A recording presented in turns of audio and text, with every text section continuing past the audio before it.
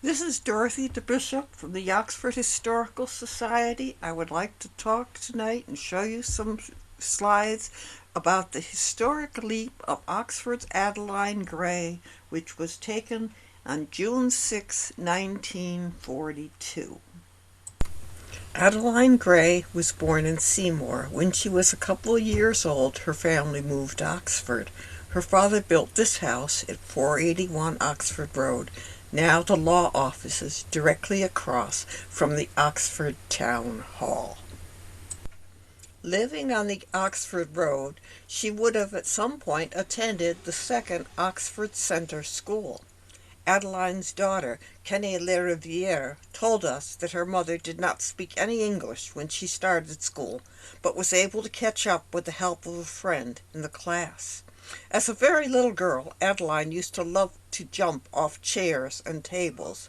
Later in the grammar school days, she was a tomboy. Kite flying was one of her hobbies. She wished she could hang on to the kite and fly high up into the sky with it. When she was 12, Adeline learned about parachutes. She read about then-famous Joe Crane. He had learned parachuting in the Army and became a stuntman with the Burns Flying Circus. He introduced free-fall parachuting and organized the National Parachute Jumpers Association. This is the barn at the very home. Looking across the street, you can see the Oxford Grange Hall and the second Oxford Centre School, originally a one-room schoolhouse. By the time of this photo, a second room had been added to the school. Adeline decided that when she grew up, she would be a parachute jumper. Her favorite pastime was make-believe jumps from the roof of the barn into a haymow, using an umbrella for a chute. Adeline's mother put a stop to this when Adeline ruined all the family's umbrellas. But the dream was not dead. Adeline wanted to quit school and become a parachute jumper in the air shows. Her parents did not approve of this ambition. Her mother made an agreement with Adeline that if she stayed in the school, she could learn parachutes after high school graduation. With that as incentive, Adeline finished from high school, graduating with honors from Seymour High School. After high school, she applied at the New Haven Airport for entry into the parachute and riggers course. Her father, who objected strongly at first, drove her twice a week from Oxford for the training courses. Adeline said, "Mother was a brick. She'd go to the airport with me and watch my jumps. While I was up there making ready to jump, my mind would be on both Dad and Mother, as I knew that they were suffering on the ground below. I had every confidence in my chute, for I always pack it myself, but theirs was a different kind of anxiety. While I was principally concerned at the danger on the ground after I landed, they were worried about the opening of the chute. After 3 months, I received my license as a parachute jumper and rigger. There were 4 in the class, 3 boys and myself." It was a great day for the girl when her family finally came with her to the field, and while waiting for the inspector, her father paced nervously up and down the runway. Her mother tried to compose herself and pretended to be not worried at all. At last the inspector arrived. Adeline's plane taxied up to the runway. The motors revved up. "Time to go." Her family broke down. Mr. Gray begged Adeline not to go. Her mother burst into tears. Adeline turned and fled to the plane and climbed aboard. On the way up, she couldn't forget her family. Her mother had a bad heart. Adeline prayed that everything would come out all right for their sakes. She had no fear for herself. This jump was an old dream at last coming true. She perched eagerly in the door, waiting for the pilot's signal.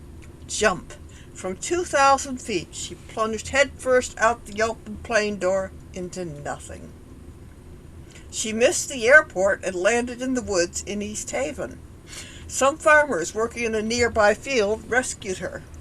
They had seen the plane circling, then something had fallen out and hurtled through the air for 400 feet. They thought the plane's motor had fallen out. When the chute opened, they decided the plane had motor trouble and the pilot had been forced to bail out. It was hard for them to believe that this pretty young girl, sitting in their midst, calmly answering their questions, had intentionally stepped out of an airplane just for the fun of it. A false report was sent back to the field that the chute had been found without anyone in it. Adeline's family was frantic with worry until she returned to the field safe and sound. For years it was a matter of argument in the Gray family as to who had the most exciting day, Adeline or mother and father. Her sensations on jumping were outlined in the 1941 Manchester Evening Herald article. Miss Gray described her feelings during the jump in her own words. As I dive out the door of the ship, headlong into space, I experience a sort of restful, easy feeling, with the air rushing past me. As I drop away from the plane, the hum of the motor dies away into a peaceful silence. As you drop down, you have a free and easy feeling, as if suspended in the air on a feather bed. Of course, you hear the rush of the wind, which amounts to a whistle if you make a long delayed jump. After about 1,000 feet of dropping, however, you get a strange feeling all over, with quite a ringing in your ears. In some planes, I have to climb out of the cockpit. Others cabin planes have the door taken off, and I just drop off into space. This is a program for a 1940 air show at Bethany Airport. There were 2 jumpers that day. Adeline was featured at 7 p.m., but the afternoon featured Gus Graf. Remember that name. He'll come up later in her life story. Adeline was a real tough cookie, but she was not reckless or careless. Adeline carried 2 chutes, one for a chest pack and one strapped to her back. In case of failure of one, she could pull the ripcord of the auxiliary chute to save her.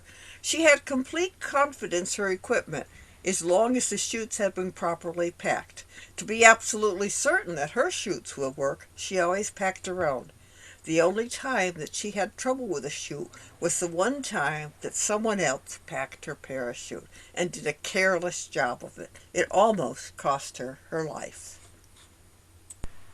Adeline was a real tough cookie, but she was not reckless or careless. Adeline carried 2 chutes, one for a chest pack and one strapped to her back. In case of failure of one, she could pull the ripcord of the auxiliary chute to save her.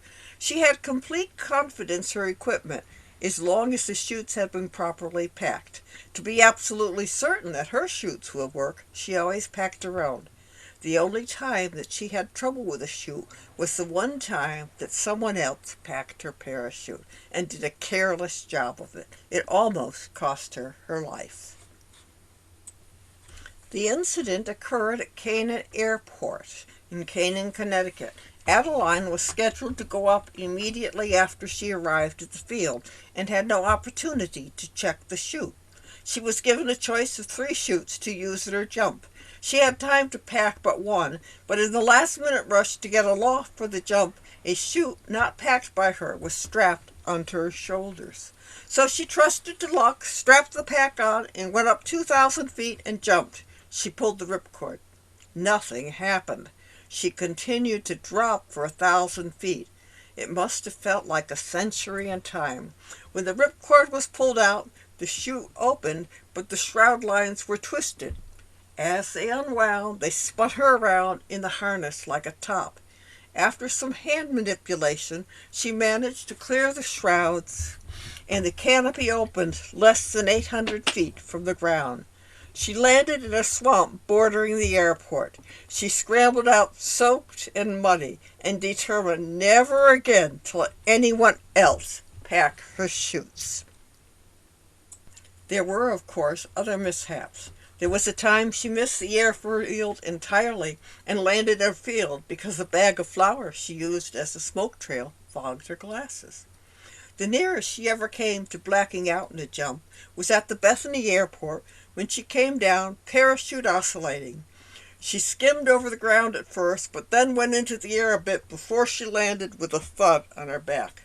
Everyone thought she was out, but cries of "get a doctor" were sounded. But Adeline soon assured one and all that medical attention was not needed, though they say her eyes were as big as saucers. And it was a dangerous occupation. There were those untold delayed jumps in which the chutist waits until the last possible second before opening the chute. The minimum in Connecticut was 2,000 feet, for the state frowned on circus stunts. But Adeline made 8,000 to 10,000 foot drops in which she delayed pulling her cord until she was 1,500 feet from the ground. The closest Adeline Gray ever came to death was at a 4th of July jump at Lake Quassapug amusement park. She describes it as her most terrifying experience. The wind upset my plans of landing in the park, and I found myself heading directly for high tension wires. I was terribly frightened and fought frantically to pull on the shroud lines and steer the chute away. Just 4 feet away, with my last ounce of strength, I managed to spill the air out of the chute and then dropped to the earth like a rock. I landed with a terrific jolt in the middle of a traffic-jammed highway. Only the quick thinking of the traffic cop saved me from landing in front of a moving automobile. He saw what was about to happen and stopped the car. The spectators rushed over to see if I was hurt, but I didn't mind the bruises and scratches. I was so thankful that I had escaped those wires. This 1930 Cleveland plain dealer photo is captioned, "In Air Race Vanguard." Among spectators at the dress rehearsal yesterday for the National Air Races at Cleveland Airport were Adeline Gray, 21, of Oxford, Connecticut, who will participate in the race program as a parachute jumper, and Lieutenant Edouard Roy of the Haitian Air Force, who will attend as an observer. One headline reads, "Adeline Gray is barnstorming in new flying circus." The article says she does a feature act leaping out of a plane flying at an altitude of 8,000 feet and falling through space at 150 miles an hour before opening her parachute 1,000 feet above the ground. In a 1941 interview, we read that Adeline's headlong dives into space bring her from $35 to $100 a jump, depending on the danger involved in a jump. "Amusement parks pay me very well," said Miss Gray, "because they are very dangerous with the Ferris wheels, roller coasters, and other moving equipment. And we jumpers have to think of hospital bills, and we can't buy insurance." During those heady years before World War II, air shows and parachute demonstrations were popular, and Adeline was a regular feature. Air shows stopped when World War II came. Our local parachute artist was out of work. It became more and more apparent that the United States might be drawn into the war in Europe. The nation began to gear up to aid the Allies even before Pearl Harbor brought the country into World War II. Adeline spent the war years as a packer and rigger for the Pioneer Parachute Company in Manchester, Connecticut.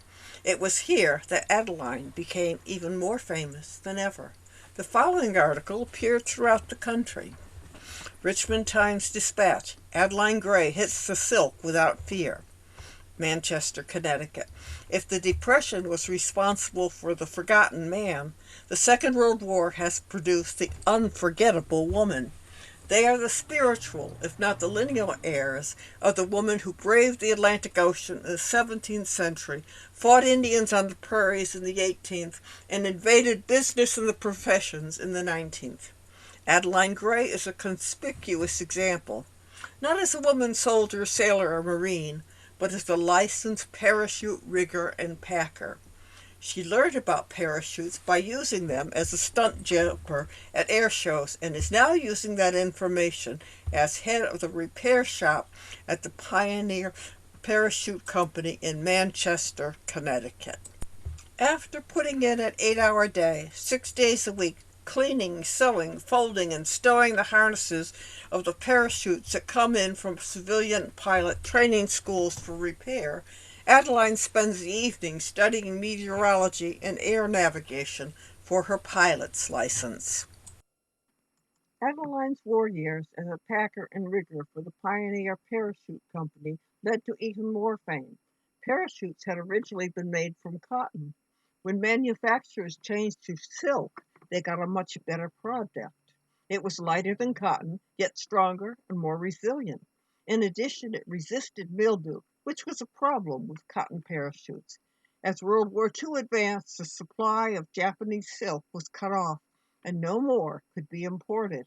The Allies were running out of the small amount of silk which was on hand and which might be produced in this country. As a result, DuPont's newest fiber, nylon, which had only been used for women's stockings, was tried as a substitute for silk. The material required some redesign of the parachute to account for the changes in the material. The new parachutes were tested with dummies, but there was no way to know how they would react with a living, moving human being using them. This became a major part of the work at Pioneer Parachute Company. The first live test was originally scheduled for June 4th, but postponed because of weather. The next series of photos were taken for publicity purposes ahead of the jump, possibly June 4th, possibly earlier. Notice the sandals on Adeline's feet.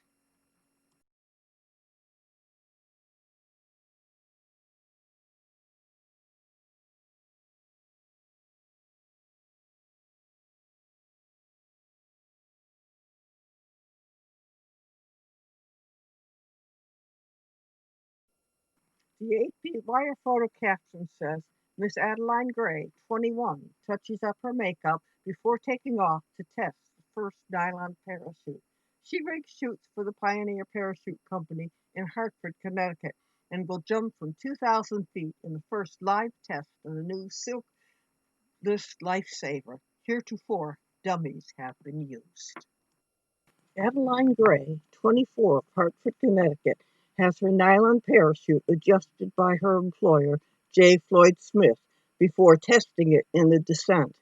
Adeline is a parachute rigger and has 32 jumps to her credit. All chutes are silk. Pioneer shoot jump postponed. Adeline Gray, 24-year-old parachutist, who was scheduled to make the first leap with a nylon parachute today at Brainerd Field, is helped to her chute by J. Floyd Smith. Because of a low ceiling, the jump was postponed until Thursday. Local parachutist to test chute. Miss Adeline Gray of Essex, Connecticut, parachute rigger employed by the Pioneer Parachute Company, shown ready to enter the plane at Brainerd Field for the initial test jump using a nylon parachute. The material used in the new parachute is a DuPont product, and the chute was made in the local plant on Forest Street. The possibility of future scarcity of silk, universally used in the manufacture of parachutes, has led the local parachute company, in cooperation with the DuPont Company and Cheney Brothers, to plan for the use of the new fabric as an emergency wartime manufacturing material. Tests with dummies were made, but the first official live jump, from which the sanction of the Civil Aeronautic Administration was to be received and recorded, was accorded to Miss Gray at her own request. Miss Gray was well photographed while the officials of the Pioneer Parachute Company were awaiting official word from the CCA to conduct the initial test. Officials of the Pioneer Parachute Company were present at the airport together with representatives of the Army and Navy to witness the jump. Several hundred watchers awaited several hours, morning and afternoon, in the hope of witnessing the test of the nylon parachute by Miss Gray. Cameramen from all the major press and photo services were on hand awaiting the jump, but at 4:30 the CAA officials announced that the ceiling at that time was not over 1,600 feet, and a clearance of 2,500 feet was required. The test was postponed. By noticing the white sandals in both these last two photos, we conclude they were also taken before the actual day of the test jump. The Pioneer Parachute Company and the military were both hoping for good publicity. The country was eager for good news concerning the progress of the war. Many families were worried about their men in the service. This was a newsworthy event that could help to boost morale throughout the country. As a result, These photos appeared in papers throughout the United States and even in England. The Pioneer Parachute Company had an excellent publicity effort going. Here is another promotional photo published throughout the country. Here we see the actual day of the jump. Adeline has just jumped from the plane, and you can see the plane wing in the left side of the picture and the large tanks which provided fuel for the airfield on the ground below. This is the actual descent as Adeline nears the ground. The photo marks a historic point in parachute manufacturing and will help the Allies turn the course of the war in our favor. Here we see Adeline soon after she landed in the field. Notice she is not wearing sandals. This is a final shot taken in the airfield that day. Adeline has a great smile on her face. The Hartford paper read, as calmly as if she were stepping out on the porch to bring in the daily paper, Miss Adeline Gray stepped out of an airplane 2,000 feet above Brainerd Field today and floated to Earth under a nylon parachute.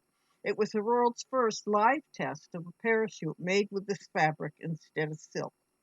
J. Floyd Smith, Vice President and Chief Engineer of the Pioneer Parachute Company of Manchester, which developed the nylon chute, declared after the test that as much progress in the development of nylon had been made in the past 2 years as was made in silk for parachutes in 20 years. The attractive Miss Gray, asked how she felt and how the chute acted, confined her remarks to, "All right."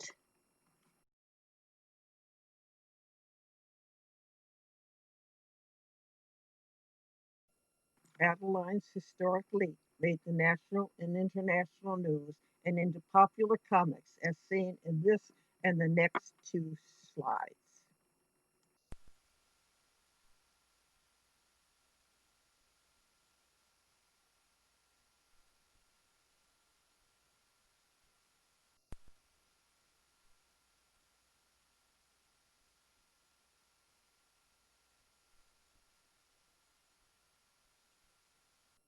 Adeline became an advertising icon for a cigarette company. The photo at left is from Adeline's daughter, Kenny Lariviere, and is the only time and place I have seen the actual photo. You can see how faithful the artwork is in the advertisement. Adeline was shown not only as a courageous parachute jumper, but also featured in elegant evening clothes and in advertisements with a variety of women who were helping in the war effort.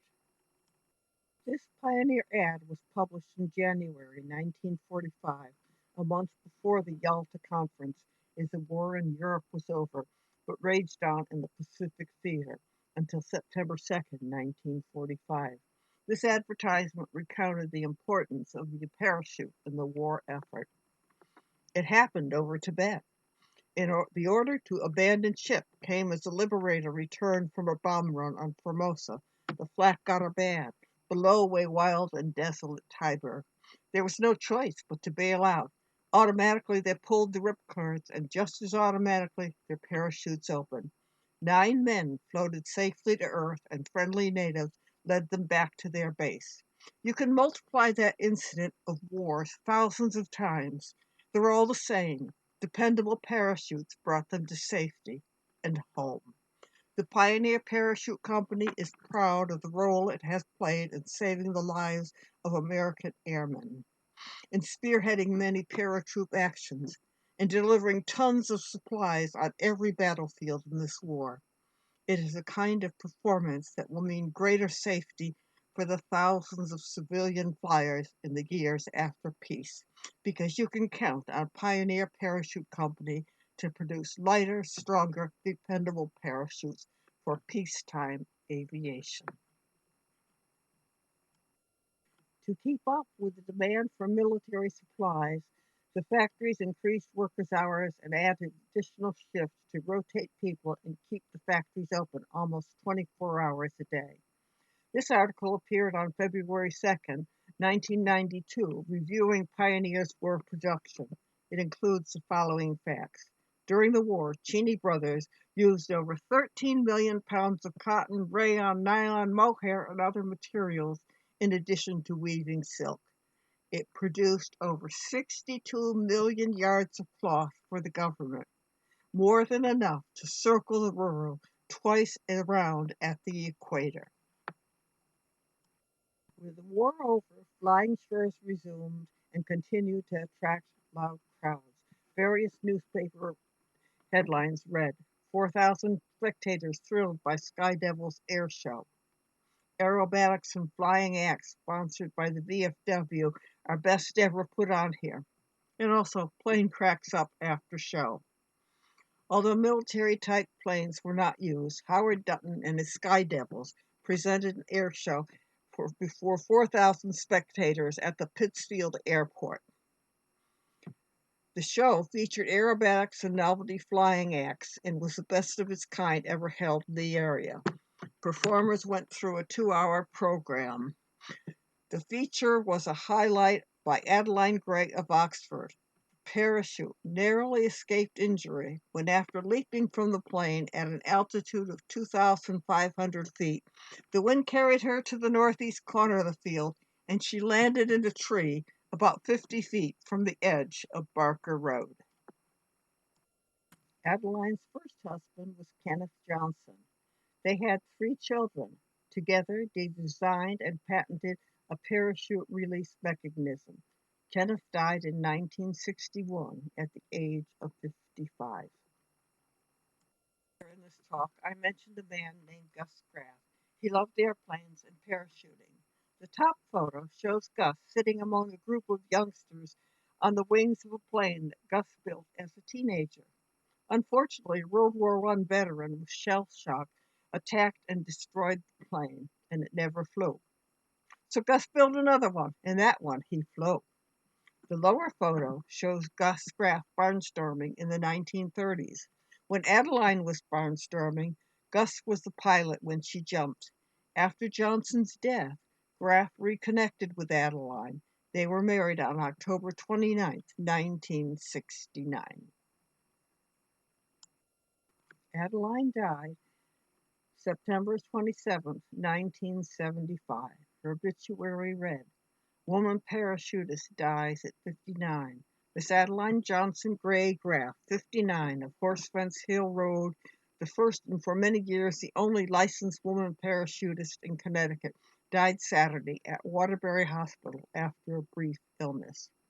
Mrs. Graf won national recognition on June 6, 1942, when she made the first jump using a nylon parachute.